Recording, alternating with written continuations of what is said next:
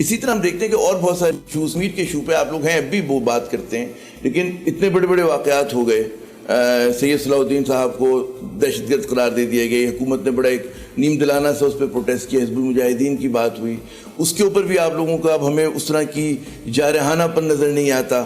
تو جو اصل میں کور ایشوز ایک زمانے میں ہوتے تھے آپ کے، مطلب ہے کہ اخلاقیات ہوتی تھیں، کلچر کے اوپر آپ لوگ بات کرتے تھے، ٹی وی کے اوپر بات کرتے تھے، ان چیزوں پہ اب خاموش ہے، حتیٰ کہ میں تو کشمیر کے اوپر بھی کہوں گا.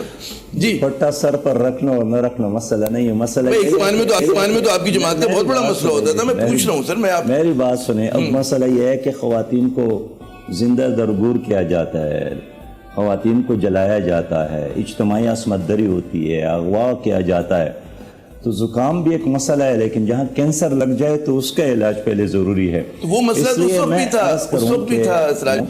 ہمیں جہاں تک کشمیر کی بات ہے تو آج بھی ہمارا سٹیٹمنٹ ہے کہ جو امریکہ نے حزب المجاہدین کے حوالے سے رویہ اپنایا ہے وہ متعصبانہ ہے اور وہ ظالمانہ ہے، ان کے ڈبل سٹینڈرڈ ہیں، لیکن یہ ان سے بعید بھی نہیں ہے. اس لیے کہ امریکہ سے کسی خیر کا توقع رکھنا، کشمیر کے حوالے سے، پاکستان کے حوالے سے ہم نے ایٹمی دھماکہ کے انہوں نے پابندی لگائی.